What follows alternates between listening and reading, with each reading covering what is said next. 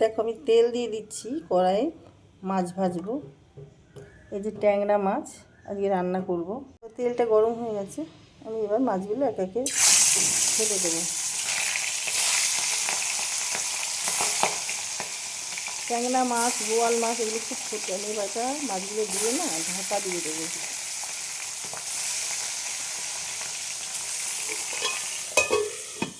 দেখো আমার ডালটা বাটা হয়ে গেছে, এটা আমি ফাটাবো। এর মধ্যে হিং দিয়েছি আর দিয়ে দেবো নুন, অল্প করে নুন দিয়ে দিলাম, কালো জিরে দিয়ে দিলাম, জিরে গুঁড়ো, ধনে গুলো আমি সবজি দেবো না কিছু ওর মধ্যে, লাল লঙ্কা গুঁড়ো। এবার দেখো জল ঢেলে দেবো যাতে মশলাটা পুড়ে না যায়। হলুদ দিয়ে দিলাম পরিমাণ বুঝে, 1 চামচ মতন আমি টমেটো সস দিয়ে দিলাম।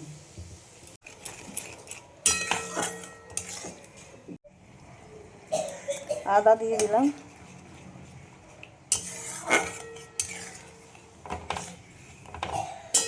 আমি টমেটো সস দিয়েছি, কোনো মিষ্টি দেব না। ঝোলটা ফুটে আমি একটু জল দিয়ে দিলাম, অনেকগুলো মাছ আছে, মাছগুলো আমি দিয়ে দেবো।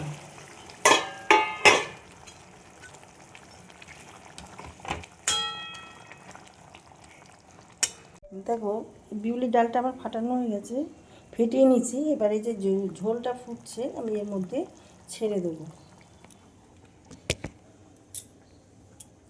দেখো ঝোলটা ফুটছে,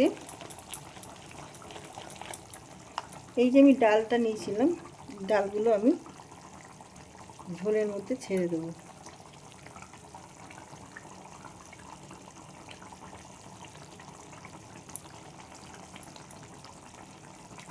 এইভাবে সব বড়ির মতন করে ডালটা দিয়ে দেবো।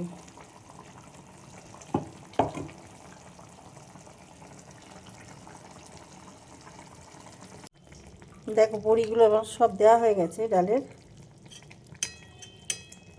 এখন কোনো রকম খোঁচাখুচি করবো না, মানে নাড়াবো না। এবার আমি এটা ঢেকে দেবো, ঢেকে ফ্লেমটাকে কমিয়ে রেখেছি, একটু শক্ত হলে তারপরে বাড়িয়ে দেবো। ওগুলো কীরকম ফুটে গেছে, আমি এখনো হাত দিইনি। একটু গরম মশলা তুলে দেবো। এই গরম মশলাটা ভীষণ ভালো, এর মধ্যে সব কিছু রয়েছে। তুমি গরম মশলা ঘি দিয়ে করলেও কোনো মশলার প্রয়োজন পড়বে না। এটা টাটার একটা মশলা। এই যে আমি এটা কোনো অ্যাড করছি না, আমি তোমাদের বললাম এটা অ্যাডের জন্য নয়।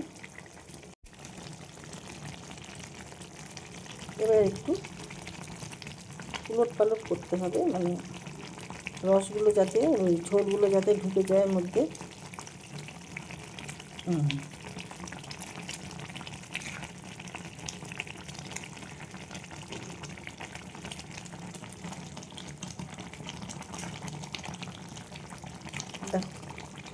এইভাবে সবগুলো উল্টে দেবো, একটা পিঠ হয়েছে আর একটা পিঠ হয়ে যাবে।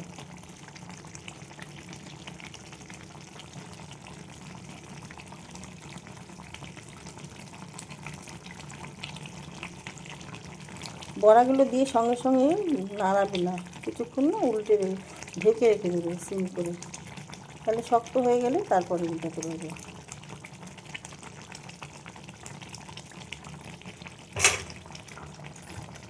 এর মধ্যে আমি ধনে পাতা দিয়ে দিলাম, দিয়ে দেবো ঘি।